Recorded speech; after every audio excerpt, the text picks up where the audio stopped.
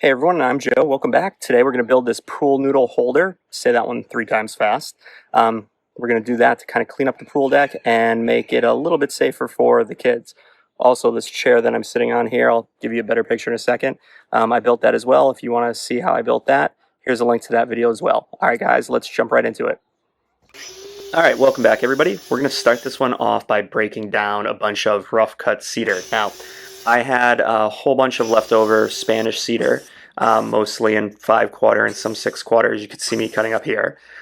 This was for an Adirondack chair build that I'll put the link in the top corner now. I was originally going to build 2 of these chairs, but after building one, don't get me wrong, it's a great chair, but I just didn't love the overall design of it and the reliance on these plastic pins to keep everything supported, since it was a folding chair. So, long way of saying, I have a bunch of leftover Spanish cedar, and now I have another outdoor project, so this is going to be the perfect material for that project. So, I'm going to start off breaking everything down, getting it into more manageable lengths, and then milling everything to S3S. So I'm going to plane it on both the large faces, and then I'm going to joint the outside edge so that I have a reference edge as I'm going.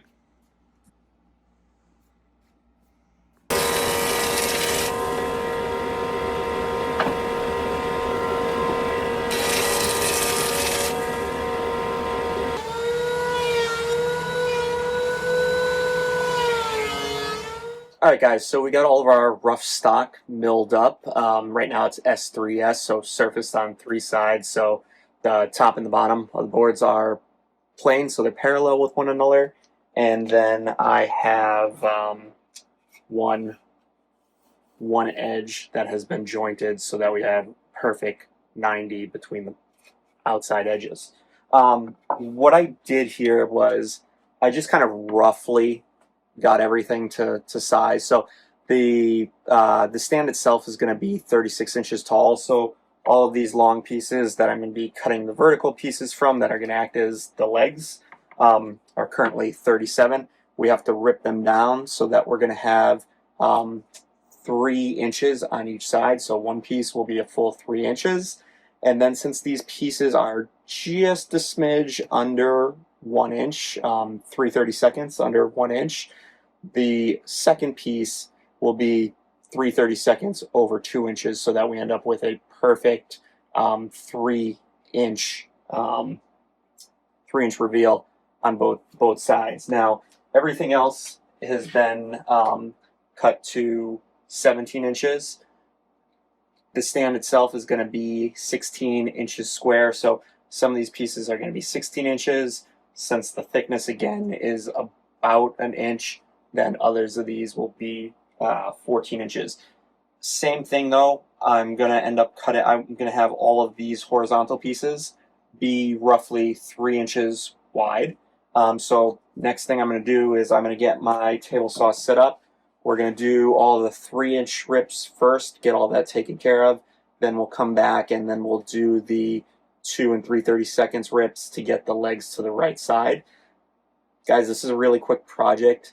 Once we get all this stuff ripped up, we only have a couple more cuts just to make the legs look a little fancier, and then we're going to start assembling everything.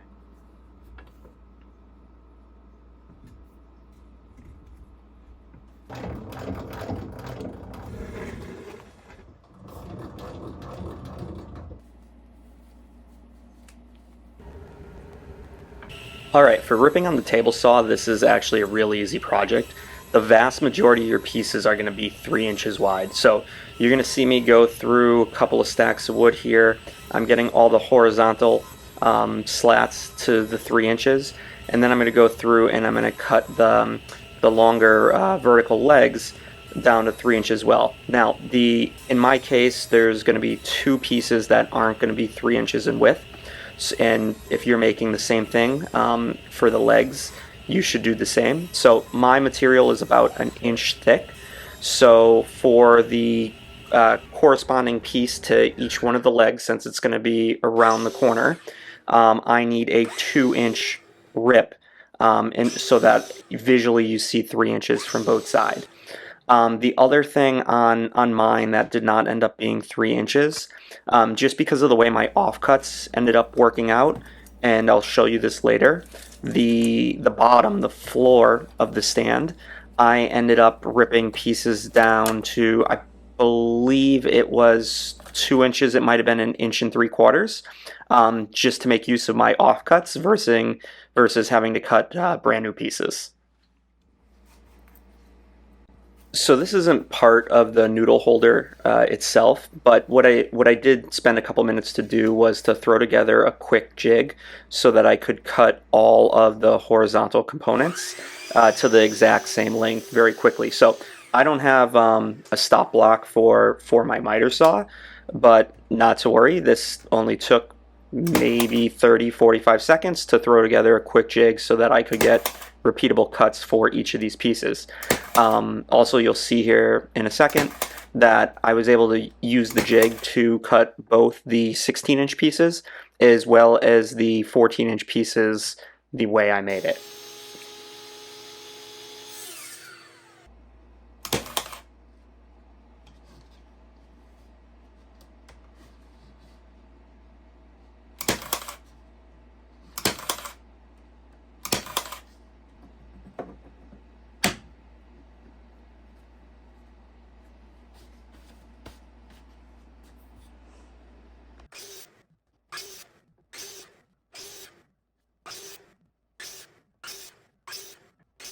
All right, so when you're woodworking, contrary to what you might think, measuring is not always going to be the best way to get the best results.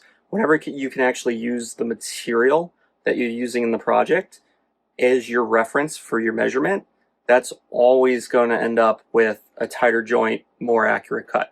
So what I'm going to do now is I need to figure out the length for the side pieces that are going to make up the shorter run. So I want this to be a 16 by 16 square when it's all done. So what I'm going to do is I'm going to take the pieces that we had already cut to 16 inches in length. I'm going to take two of them, put them together, and I'm going to take this, put this directly on my jig, at the end of my jig, and I'm going to use this to mark how much I'm going to cut off of the jig. Then once I do that, that should be the exact length that I need to cut the remaining 10 pieces to get myself a perfect 16 by 16 box.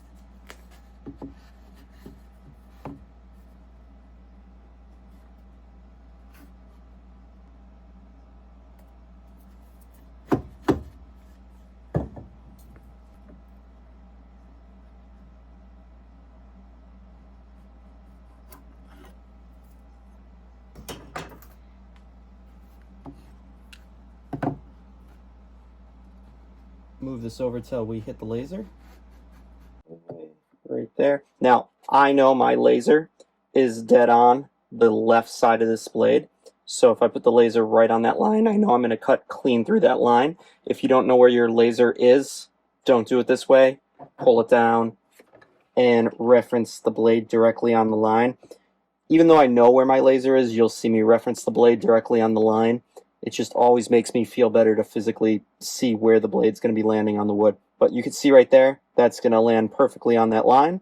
So we'll go ahead, we'll get this clamped on, and we'll cut the last 10 pieces.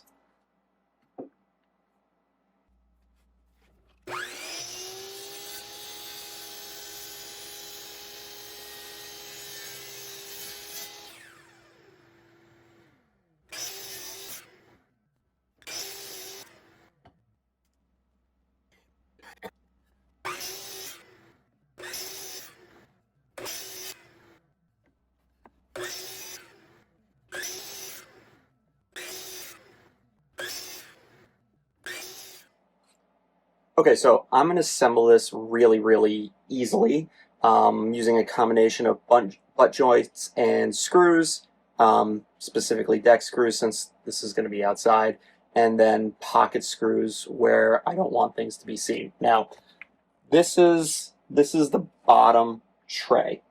However, every other ring that's going to be going up the tower is going to be this same square. Now, the side pieces here are going to end up wrapping the corners of this. so we're never going to see any fasteners that we put into the corners. So for each one of these squares that's going to be going up the center of the noodle holder, I'm just going to go ahead and I'm going to pre-drill holes through the side of these butt joints, and then I'm going to screw those together. Then what I'm going to do is I'm going to take these leg pieces, both the narrow one and the thick one, and I'm going to use pocket screws to get them together like that. So when I'm done, you won't see any fasteners holding this together, but it will be extremely simple and extremely strong. So just a quick tip when you're drilling these holes, drill all the holes to one stop first. So you can see I'm using the right stop here, flipping the board end for end, drilling all those. Then I'm going back and using the left stop. It's just a little bit quicker and you don't have to keep flipping the stops up and down. Alright, so now we're going to start assembling these boxes, ribs, whatever you want to call them. I'm just going to call them boxes. Going to use a little bit of glue on each of the butt joints and then just simply screw them together. Now, there's going to be 5 of these. All 5 of them are going to be the same with the exception of the bottom.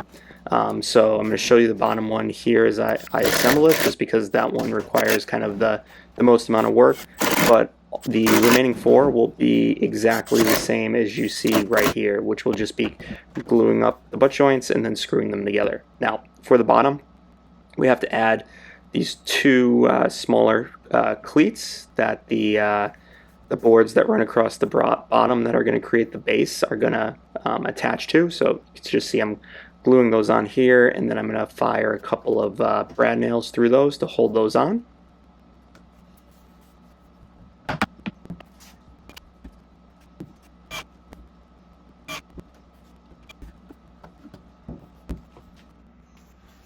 And once we have those secure, I'll just wipe up any squeeze out, and then I'll start putting in the bottom slats. Now, at this point, this square, this box was pretty tight, so you could see I had to use a clamp there. I had to switch it around, use it as a spreader just to give myself a little bit of room. Now, probably saying, why didn't I cut the pieces just a little bit shy? It's going to be at the bottom. Nobody's going to see it. I could have, but I wanted a firm fit.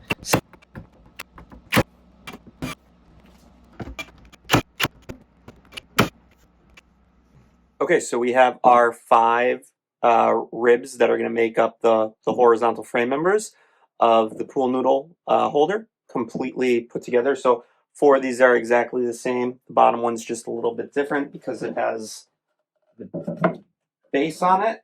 You can see here. But now that these are all done, what we're going to do is we're gonna get set up to put the legs together. Okay, so I just took a second to kind of go through all the material that I had for the legs, because there is some variation in the color of the Spanish cedar. So you can see some is a little bit darker, some is a little bit lighter.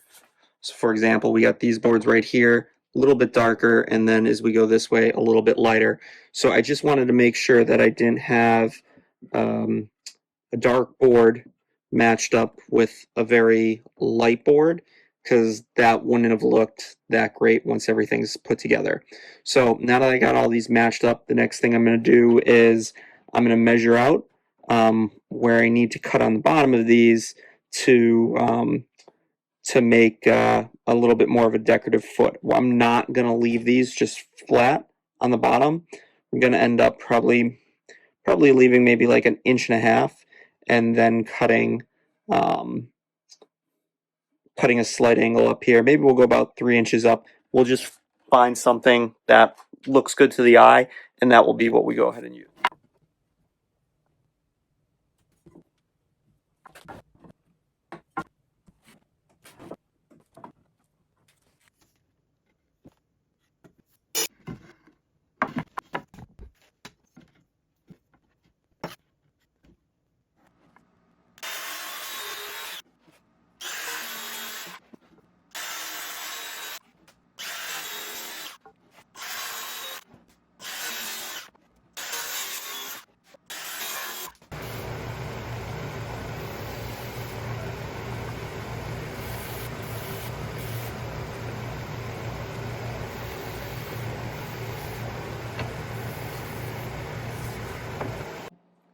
Okay, so I was going to use pocket holes to hold the legs together, but I had a little issue with that. So you can see right here by this little nick right here, since these are nearly an inch, they're about 7/8, maybe a little bigger than 7/8. The pocket hole has to start pretty high up on the outside. Because of that, what it's going to do is it's going to end up being a little too high, and it's going to take a little bit off that outer edge if I kept drilling all the way through. So instead of using pocket holes, I'm just going to go ahead and I'm going to glue these up and brad nail them together. The glue should be more than plenty strong enough to hold this together. And then the fact that it's also going to be secured to each one of those 5 ribs, it's going to be more than enough strength to hold it together. Just need to make a little bit of a pivot.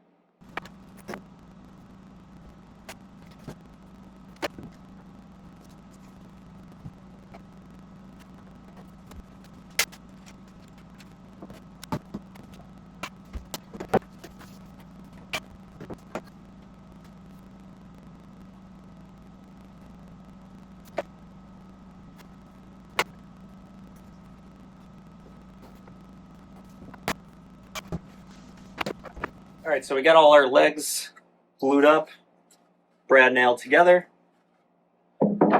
and now we're going to go ahead and start assembly.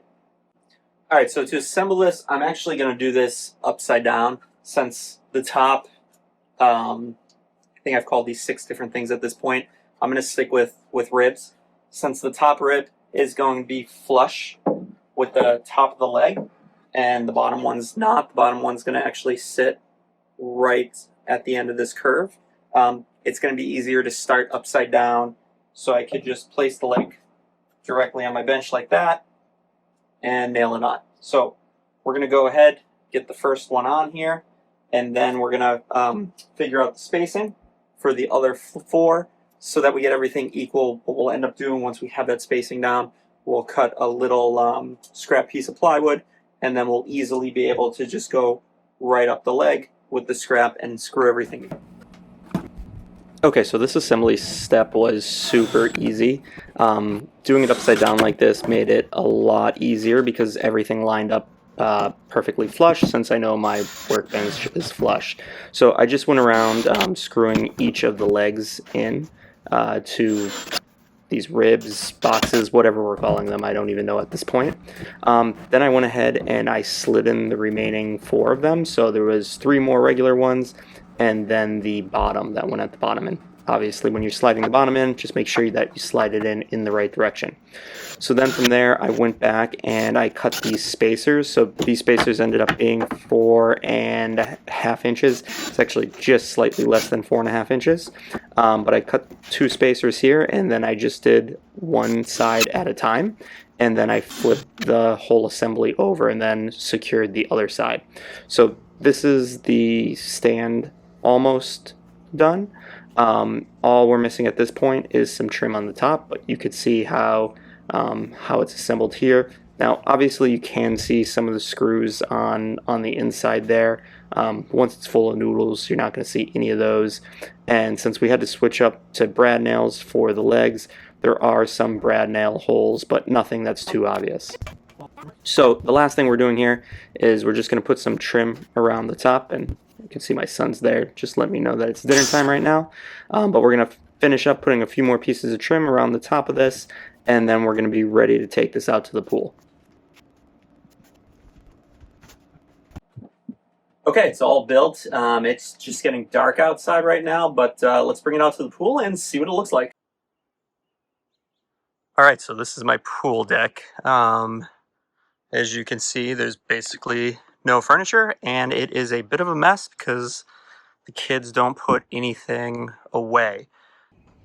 So this is how it ended up, guys. I think this thing came out great, and it definitely does its job. It picked up all those pool noodles. Now I think we got to make something to get all those floats out of the pool.